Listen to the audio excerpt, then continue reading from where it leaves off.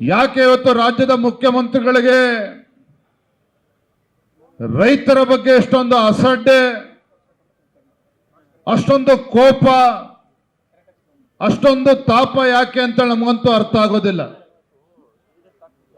ಮಾನ್ಯ ಮುಖ್ಯಮಂತ್ರಿಗಳು ಅವರ ಬಂಧುಗಳು ನೂರಾರು ಎಕರೆ ಬೆಂಗಳೂರು ಸುತ್ತಮುತ್ತ ಜಮೀನನ್ನು ತೆಗೆದುಕೊಂಡು ರಿಯಲ್ ಎಸ್ಟೇಟ್ ಮಾಡಬಹುದು. ಆದರೆ ತಮ್ಮ ಹೊಟ್ಟೆಪಾಡಿಗೋಸ್ಕರ 4 ಎಕರೆ 5 ಎಕರೆ ಜಮೀನನ್ನು ಹಿಡ್ಕೊಂಡು ಕಳೆದ ನೂರಾರು ವರ್ಷಗಳಿಂದ ಕೃಷಿ ಚಟುವಟಿಕೆಗಳನ್ನು ಮಾಡಿಕೊಂಡು ಇರ್ತಕ್ಕಂಥ ರೈತರ ಜಮೀನ್ ಮೇಲೆ ಈ ದುಷ್ಟ ಕಣ್ಣುಗಳು ಬಿದ್ದಿರುವಂಥದ್ದು ನಿಜವಾಗ್ಲೂ ಕೂಡ ದುರ್ದೈವ. 140 ಶಾಸಕರಿದ್ದಾರೆ, ನಮಗೆ ಅಧಿಕಾರ ಇದೆ, ಹಣಬಲ ಇದೆ, ತೋಳ್ಬಲ ಇದೆ, ಆನೆ ನಡೆದಿದ್ದೇ ದಾರಿ ಎನ್ನುವ ಭಾವನೆಯಿಂದ ಮುಖ್ಯಮಂತ್ರಿಗಳು ಇವತ್ತೇನು ಹೊರಟಿದ್ದಾರೆ, ರೈತರನ್ನ ಒಕ್ಕಲೆಬ್ಸಕ್ಕೆ ಏನು ಹೊರಟಿದ್ದಾರೆ. ಖಂಡಿತ ಇದರಿಂದ ಅವ್ರಿಗೆ ಒಳ್ಳೇದಾಗೋದಕ್ಕೆ ಸಾಧ್ಯ ಇಲ್ಲ. ರೈತರ ಶಾಪ ಖಂಡಿತ ಕಾಂಗ್ರೆಸ್ ಸರ್ಕಾರವನ್ನ ಬಲಿ ತೆಗೆದುಕೊಳ್ತದೆ ಅನ್ನೋದ್ರಲ್ಲಿ ಯಾವುದೇ ಅನುಮಾನಗಳು ಬೇಡ ಅನ್ನೋದ ಮಾತನ್ನು ಕೂಡ ಸಂದರ್ಭ ಹೇಳ್ತಾ ಇದ್ದೇನೆ. ನಾನು ಇವತ್ತು ಮಾನ್ಯ ಮುಖ್ಯಮಂತ್ರಿಗಳಿಗೆ ಒಂದು ಪತ್ರವನ್ನು ಬರೆದಿದ್ದೇನೆ. ಯಾವುದರ ಬಗ್ಗೆ ಅಂತ ಹೇಳಿದ್ರೆ, ಬೆಂಗಳೂರಿನ ಕನಕಪುರದಲ್ಲಿ ಏನು ಏರ್ಪೋರ್ಟ್ ಅನ್ನು ಮಾಡಬೇಕು ಅಂತ ಹೊರಟಿದ್ದಾರೆ, ಇದ್ರ ಬಗ್ಗೆ ಪತ್ರ ಬರೆದಿದ್ದೇನೆ. ನೋಡಿ ಎಷ್ಟು ಚಾಲಾಕಿದ್ದಾರೆ ಡಿ ಕೆ ಶಿವಕುಮಾರ್ ಅವರು ಅಂತ ಹೇಳಿದ್ರೆ, ಮುಖ್ಯಮಂತ್ರಿ ಆಗುವ ಮುಂಚೆನೆ ಉಪಮುಖ್ಯಮಂತ್ರಿಗಳಾಗಿದ್ದಾಗ ಕನಕಪುರ ಭಾಗವನ್ನ ಬೆಂಗಳೂರು ಗ್ರಾಮಾಂತರ ಅಂತೇಳಿ ಹೆಸರಿಡ್ತಕ್ಕಂಥ ಕೆಲಸ ಮಾಡಿದ್ರು.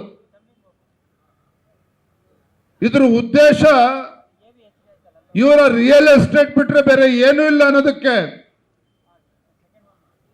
ಏರ್ಪೋರ್ಟ್ ಅನ್ನ ಬೆಂಗಳೂರಿಗೆ 2ನೇ ಏರ್ಪೋರ್ಟ್ ಬೇಕು, ಕರ್ನಾಟಕಕ್ಕೆ 2ನೇ ಒಂದು ಅಂತಾರಾಷ್ಟ್ರೀಯ ವಿಮಾನ ನಿಲ್ದಾಣ ಬೇಕು ಅಂತೇಳಿ ಅದನ್ನು ಕೂಡ ಕನಕಪುರಕ್ಕೆ ತೆಗೆದುಕೊಂಡು ಹೊರಟಿದ್ದಾರೆ. ಒಂದು ತಮ್ಮ ಮುಖೇನ, ಮಾಧ್ಯಮದ ಸ್ನೇಹಿತರ ಮುಖೇನ ಮಾನ್ಯ ಮುಖ್ಯಮಂತ್ರಿ ತಿಳಿಸೋದಕ್ಕೆ ಇಚ್ಛೆ ಪಡ್ತೇನೆ.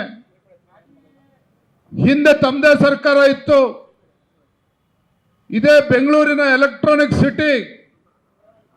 ಎಲೆಕ್ಟ್ರಾನಿಕ್ ಸಿಟಿಯನ್ನ ತೆಗೆದುಕೊಂಡೋಗಿ ಕರ್ನಾಟಕ ತಮಿಳುನಾಡು ಬಾರ್ಡರ್ ಮಧ್ಯೆ ಮಾಡೋದನ್ನ ಬಿಟ್ಟು ಬೆಂಗಳೂರು ಹೊಸೂರು ಮಧ್ಯೆ ಗಡಿ ಭಾಗದಲ್ಲಿ ಮಾಡೋದ್ರ ಬದಲಾಗಿ ಅದೇ ಎಲೆಕ್ಟ್ರಾನಿಕ್ ಸಿಟಿಯನ್ನ ಬೆಂಗಳೂರು ಮೈಸೂರು ಅಥವಾ ಮೈಸೂರಲ್ಲಿ ಮಾಡಿದ್ದಿದ್ರೆ ಮೈಸೂರು ಅಭಿವೃದ್ಧಿ ಆಗ್ತಾ ಇತ್ತು, ಮಂಡ್ಯ ಜಿಲ್ಲೆನೂ ಕೂಡ ಅಭಿವೃದ್ಧಿ ಆಗ್ತಾ ಇತ್ತು, ಚಾಮರಾಜನಗರ ಜಿಲ್ಲೆ ಅಕ್ಕಪಕ್ಕ ಜಿಲ್ಲೆನೂ ಕೂಡ ಅಭಿವೃದ್ಧಿ ಆಗ್ತಾ ಇತ್ತು. ಬಹಳ ಮುಖ್ಯವಾಗಿ ಬೆಂಗಳೂರು ಮಹಾನಗರದ ಮೇಲೆ ಇಷ್ಟೊಂದು ಒತ್ತಡ ಕಡಿಮೆ ಆಗೋದಕ್ಕೆ ಸಾಧ್ಯ ಇತ್ತು. ಆದರೆ ಅಂದಿನ ಸರ್ಕಾರದ ಬೇಜವಾಬ್ದಾರಿ ನಿರ್ಧಾರದಿಂದ ಅಥವಾ ರಾಜ್ಯದ ಸರ್ವತೋನ್ಮುಖ ಅಭಿವೃದ್ಧಿಯ ಬಗ್ಗೆ ಚಿಂತನೆ ಮಾಡ್ದೇನೆ, ಮುಂದಾಲೋಚನೆ ಮಾಡ್ದೇನೆ ಇವತ್ತೇನು ಎಲೆಕ್ಟ್ರಾನಿಕ್ ಸಿಟಿಯನ್ನ ಕರ್ನಾಟಕದ ಗಡಿ ಭಾಗದಲ್ಲಿ ತೆಗೆದುಕೊಂಡು ಹೋದ್ರೆ ಅದರಿಂದ ರಾಜ್ಯಕ್ಕೆ ಯಾವ ಪ್ರಮಾಣದಲ್ಲಿ ಅನುಕೂಲ ಆಗಬೇಕಾಗಿತ್ತು, ಆಗಲಿಲ್ಲ. ಮತ್ತೊಂದು ಕಡೆ ಏನಿವತ್ತು ಕೆಂಪೇಗೌಡ ಅಂತಾರಾಷ್ಟ್ರೀಯ ವಿಮಾನ ನಿಲ್ದಾಣ ಇದೆ, ಬೆಂಗಳೂರು ಮತ್ತೆ ಅಥವಾ ಕರ್ನಾಟಕ ಮತ್ತು ಆಂಧ್ರದ ಗಡಿ ಭಾಗದಲ್ಲಿ ದೇವನಹಳ್ಳಿಗೆ ತೆಗೆದುಕೊಂಡು ಹೋದ್ರಿ. ಅದೇ ಅಂತಾರಾಷ್ಟ್ರೀಯ ವಿಮಾನ ನಿಲ್ದಾಣವನ್ನ ಮುಂದಾಲೋಚನೆ ಮಾಡಿ ಅಂದೇ ಆ ಅಂತಾರಾಷ್ಟ್ರೀಯ ವಿಮಾನ ನಿಲ್ದಾಣವನ್ನ ತುಮಕೂರು ಅಕ್ಕಪಕ್ಕ ತೆಗೆದುಕೊಂಡು ಹೋಗಿದ್ರೆ ಅಥವಾ ತುಮಕೂರು ಬೆಂಗಳೂರು ಮಧ್ಯೆ ಮಾಡಿದ್ರೆ ತುಮಕೂರು ಜಿಲ್ಲೆಗೂ ಕೂಡ ಅನುಕೂಲ ಆಗ್ತಾ ಇತ್ತು, ಮಧ್ಯ ಕರ್ನಾಟಕ ಉತ್ತರ ಕರ್ನಾಟಕ ಕೂಡ ಅದರ ಲಾಭ ಆಗ್ತಾ ಇತ್ತು, ಕೈಗಾರಿಕೆಗಳು ಬರ್ತಾ ಇತ್ತು, ಯುವಕರಿಗೆ ಇನ್ನೂ ಹೆಚ್ಚು ಉದ್ಯೋಗ ಸಿಗ್ತಾ ಇತ್ತು. ಯಾಕಂದ್ರೆ ಬೇರೆ ಬೇರೆ ನಗರಗಳು ಕೂಡ ಅಭಿವೃದ್ಧಿ ಆಗ್ತಾ ಇತ್ತು. ಆದ್ರೆ ಅದನ್ನು ತೆಗೆದುಕೊಂಡೋಗಿ ಆಂಧ್ರ ಗಡಿ ಭಾಗದಲ್ಲಿ ಮಾಡಿಕೊಂಡು ಆ ರಾಜ್ಯಕ್ಕೆ ಅಲ್ಲಿ ಗಡಿ ಭಾಗದಲ್ಲಿ ಅನುಕೂಲ ಆಗ್ತಾ ಇದೆ ವಿನಃ ಯಾವ ಪ್ರಮಾಣದಲ್ಲಿ ಅದು ನಮ್ಮ ರಾಜ್ಯಕ್ಕೆ ಅನುಕೂಲ ಆಗಬೇಕಾಗಿತ್ತು ಆ ಪ್ರಮಾಣದಲ್ಲಿ ಆಗ್ತಾ ಇಲ್ಲ.